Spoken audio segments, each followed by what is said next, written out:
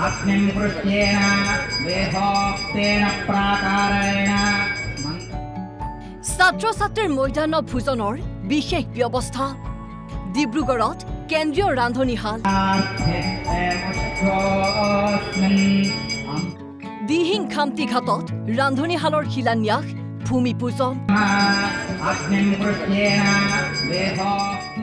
শিলান্যাস আৰু ভূমি পূজন কৰে মুখ্যমন্ত্ৰী ডক্টৰ হিমন্ত বিশ্ব শৰ্মাই বিদ্যালয়ৰ ছাত্ৰ-ছাত্ৰীৰ মৈদান ভোজন যোগানৰ ক্ষেত্ৰত ৰাজ্য চৰকাৰে আন কেইবাখনো জিলাৰ লগতে ডিব্ৰুগড় জিলাতো কেন্দ্ৰীয় ৰান্ধনীশালৰ ব্যৱস্থা কৰিছে মুখ্যমন্ত্ৰী ডক্টৰ হিমন্ত বিশ্ব শৰ্মাই দিহিং খামতি ঘাটত কেন্দ্ৰীয় ৰান্ধনীশালৰ শিলান্যাস আৰু ভূমি পূজন কৰে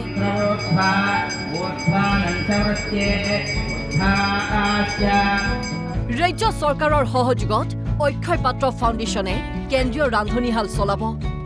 ভূমি পূজন কৰি মুখ্যমন্ত্ৰী ডক্টৰ হিমন্ত বিশ্ব শৰ্মাই এখন জনসভাও সম্বোধন কৰে কেন্দ্ৰীয় মন্ত্ৰী সৰ্বানন্দ সোণোৱাল শিক্ষামন্ত্ৰী ডক্টৰ ৰণোজ পেগু উপস্থিত থাকে এই সভাত মুখ্যমন্ত্ৰীয়ে এই কেন্দ্ৰীয় ৰান্ধনীশাল সন্দৰ্ভত কয় ছাত্ৰ-ছাত্ৰীয়ে অধিক পুষ্টিকৰ আহাৰ লাভ কৰিব আজি ৰাজ্য চৰকাৰে কেন্দ্ৰীয় ৰান্ধনীশালৰ জৰিয়তে কণমানি ছাত্ৰ-ছাত্ৰীসকলক মধ্যাহ্ন আহাৰ ভোজন যোজনাত এটা সুন্দৰ ব্যৱস্থা আৰম্ভ কৰিছে ইয়াত এটা চেণ্ট্ৰেলাইজ কিটচেন হ'ব ডিব্ৰুগড়ৰ প্ৰতিখন স্কুললৈ মিড ডে মিল যাব চৰকাৰে 6 টকা 70 পইচা আৰু 10 টকা দিয়ে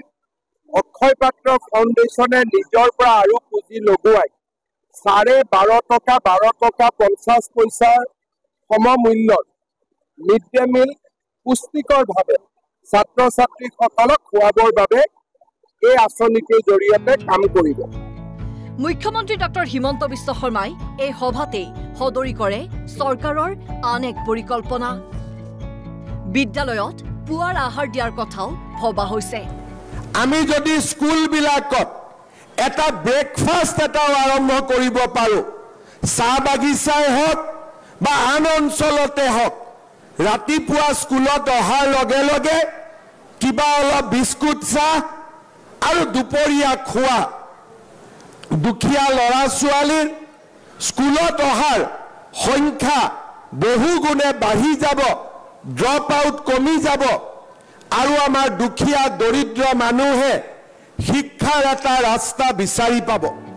25 কোটি টকা ব্যয়েৰে নিৰ্মাণ কৰিবলগীয়া কেন্দ্ৰীয় ৰান্ধনীশালৰ পৰা ডিব্ৰুগড় জিলাৰ সকলো বিদ্যালয়লৈ মধ্যাহ্ন ভোজন যোগান ধৰা হ'ব সমগ্ৰ শিক্ষা অভিযানৰ অন্তৰ্গত PM সুখন আঁচনিৰ অধীনত ৰান্ধনীশালৰ পৰা মধ্যাহ্ন ভোজন যোগান ধৰা হ'ব ভূমি পূজনৰ কাৰ্যসূচীত উপস্থিত থাকে মন্ত্ৰী বিমল বৰা প্ৰশান্ত ফুকন যোগেন মোহন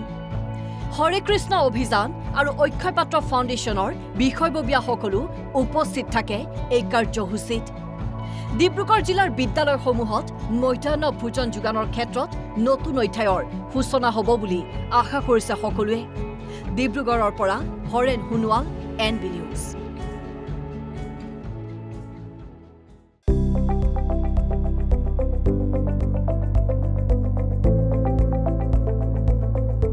NB নিউজ সহজ সৰল ভাষাত নৱভাৰতৰ কথা